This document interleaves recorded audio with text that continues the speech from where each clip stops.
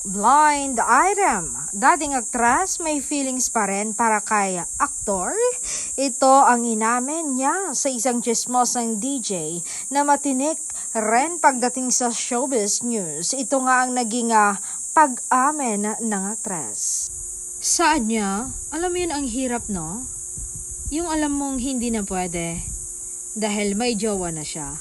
Parang lahat ng gusto mong sabihin kailangan pigilan na. Lahat ng nararamdaman mo kailangan nang itago dahil hindi na pwede dahil may GF na siya.